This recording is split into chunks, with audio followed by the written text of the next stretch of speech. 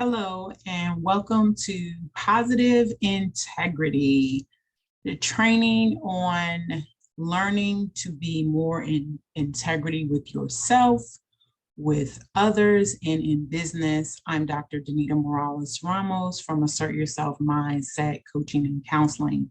I am a clinical psychologist, mindset coach and global motivational speaker, as well as a published author, and I'll be conducting your training today. What is integrity? So let's talk about language when it comes to integrity. The root word integrity comes from the word integrite. Integrite means innocence, blameless, purity. It is a strong inheritance to moral or an artistic code. It's incorruptible, right? It's that complete uprightness. It's a fidelity, right? It's a commitment to a sound and complete. It is not impaired, nor is it divided. It is unwavering. When you think about integrity, we're talking about unwavering. And so a similar word that you could think about is the word integer.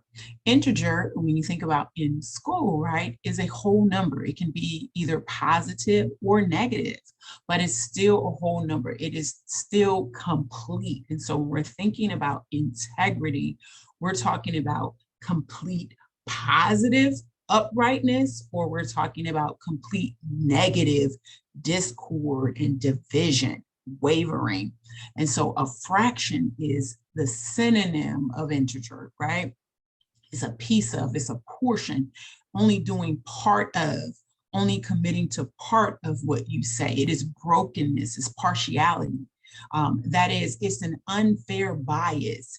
It means the rules change when it is convenient. So in essence, integrity is the unwavering ability to be incorruptible. The question is, what type of integrity are you demonstrating? There are those that have both negative and positive integrity. Negative versus a positive integrity. So negative produces mental disturbance. That's things like anxiety and depression. Imagine not being committed to something that you said that you were going to be committed to, how much anxiety that may cause when someone confronts you on not holding up your end of the deal, or how much mental space it takes up in order to try to hide from someone, both physically and mentally, when you're not delivering on what you said that you should, that you would deliver on. It also produces toxic relationships. And it is unattractive in business practices and will ultimately starve a business. People don't want to do business with people who lack integrity, right? If your business commits to, hey, we have this off on this day, or your business says, hey, we will do this until this time, or we'll deliver on something, and you don't, then you're out of integrity.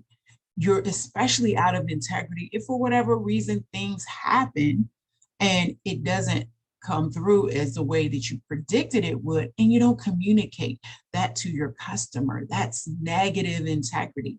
And then you have positive integrity, which produces personal development. Is harmonious relationships are a product of this, and it is the foundation for businesses to flourish. So you aren't born with integrity, if you will. It is through knowledge and understanding and willingness that a person develops positive integrity, right? You can certainly develop a negative integrity through knowledge and understanding and a lack of willingness to demonstrate the opposite, which is positive integrity. So learning and consistently practicing the quality of positive integrity can improve your overall well-being. It can make you a better partner or friend. It can allow you to thrive in your business and career, but ultimately help you to thrive and flourish in your life. Positive integrity with yourself. So everything starts with you. A lot of times you hear people and they're saying, this person did this, or this business did this, or this, always outside of themselves. But integrity starts within. Look at the word integrity. So it starts within. So being in positive integrity with oneself means 5 things, and I'm going to review that over the next few slides. So number one, it's creating values or positive principles of positive integrity, right? You can't demonstrate something that you haven't even outlined that you're going to demonstrate. So you design your own moral code, right? What works for me may not work for you, but if you properly line that out and you communicate that in effective ways, not just through your lip service, but through your actions, then people will understand very clearly what your moral code is. Your moral code is your code of upright and positive conduct. Remember, we're talking about positive integrity. Conduct is your behaviors or actions in any situation. If you have quote unquote integrity in one place and you don't have it in another, then guess what? You don't have integrity at all. Integrity is a state of being. Number two, positive integrity with yourself is developing thoughts around those values. So you can't just write something on a piece of paper and think that it's going to manifest itself and not have to navigate through thoughts that may not be aligned with that. So thinking about things that don't align with your values results in wavering. So you need to be able to identify that right now. Those thoughts that just came to your mind that's like, that doesn't align with me, right? You need to write those down, because that is, hey, I'm not a person that doesn't keep my word, right? And so if in your mind you say, hey, I'm not going to call this person back when I said that I would, you know that those aren't thoughts that align with your values. You train your mind to focus on those values, on that code, on that positive integrity. Write them down. In essence, your positive integrity is the development of life core values. And then you live a value-based life based on those values, right? Based on that positive integrity, based on that internal code that you set for yourself. 3, doing things aligned with those values. So not only do you develop them, you think them out, then you actually have to do them, right? Harmony comes from that alignment. If you say that, hey, I'm not going to say a certain thing about a certain person to someone else, I'm going to talk directly to that person, but then you go outside of that, that doesn't align. So if you say, hey, I'm going to talk directly to the person that's responsible for this, or directly to the person that is involved in this particular conflict or situation, then aligning with your integrity, your life core values mean that you would do just that. Number 4, staying committed to those values. Not living in your values, again, is wavering, right? If you're in integrity, you can't waver. Go back to that integer. An integer can't sometimes be a fraction. It is whole and complete.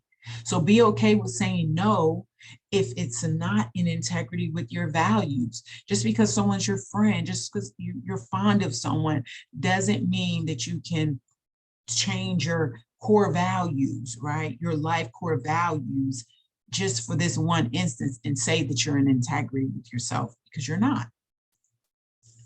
Number 5, being satisfied with living those values.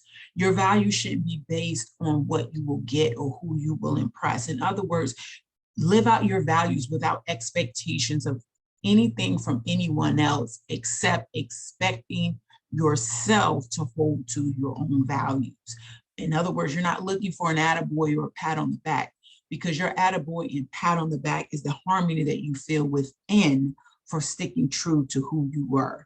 And so if you do move out of alignment with this, if you do things to impress other people, then you're wavering, right? You can't set up a value that, oh, I'm going to do this to impress people, because you know what? Every person has different wants, needs, and desires. And so you will constantly be out of integrity. Integrity with others. So once you grasp the ideal and the concept of being in integrity with yourself, then you can start to interact with other people with the expectation of yourself that you will be in integrity. So here's that big word, if. If you say you're going to do it, do it. If you say you're not going to do it, don't do it. It's that thing like let your yes be a yes and your no be a no. If it ain't yours, don't take it. If it's yours, then claim it. In other words, if someone has accomplished something, right, and that someone is not you, you don't take the recognition for that. You spell out, hey, who was actually responsible for doing that job or accomplishing that task. But if you did do it, then whether it be good, bad, or indifferent, then claim it. That's being in integrity.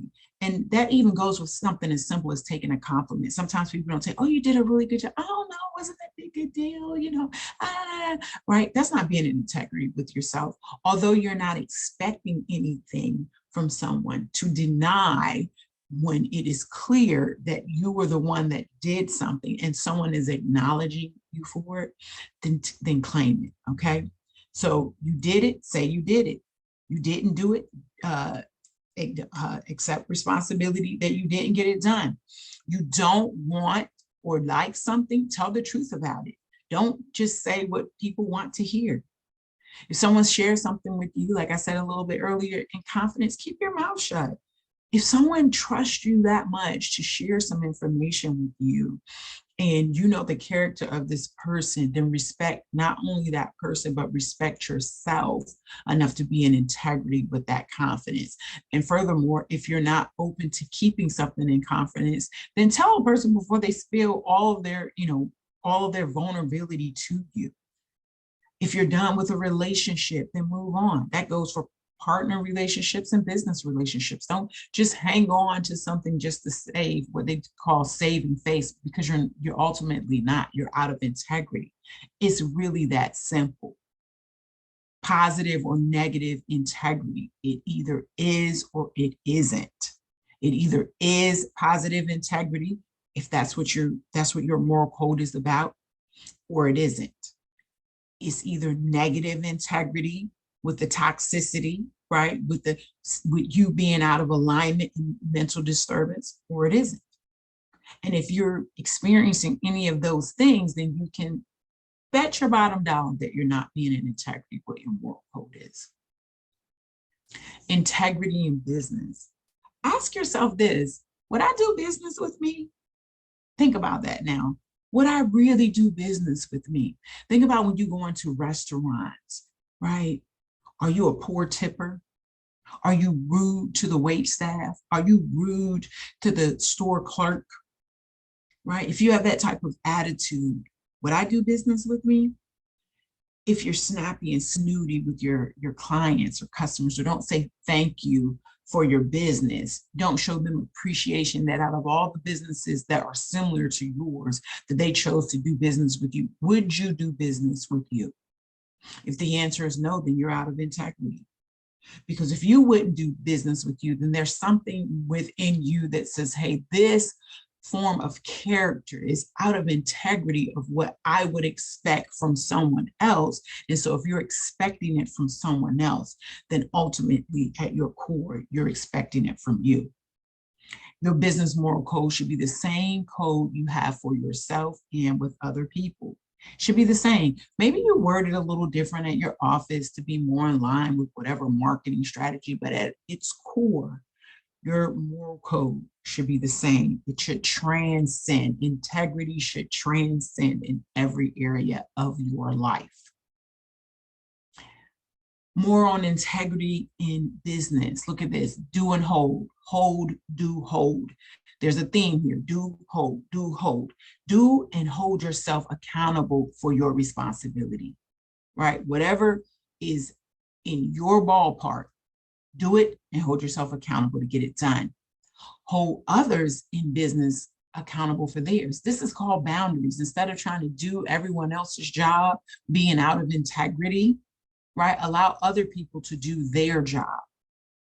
Again, if you say you're going to do it, in business, it's no different. Just like in your relationships with others, just like in your relationship with yourself. You say you're going to work out, go get the workout done. If you say you're going to do it in business, then do it. Hold. If a client or business partner says they're going to do something, hold them accountable. That is the positive integrity code. Hold them accountable. Hey, John, hey, Jill, today's Thursday. You said I would get ABC project done. Are you sending it on the way? Hold others accountable as well. But guess what? You can never make that call to hold someone else accountable when the time comes if you aren't in integrity. Because guess what? That person might say, well, John, you didn't give me such and such last week, or you didn't give me this on time. That's why I'm still working on it, right? So if you're in integrity, you're going to attract other people who are in integrity. Or you're going to help develop those that are in your space to at least know when they're interacting with you to be in integrity, because you're not going to accept anything less. And also, they know that you only operate from a place of integrity, a place of uprightness and completeness. Integrity in business: own, pay, collect, and settle. If you make a mistake, own it. Don't make excuses. Right? Fix it. Don't make excuses.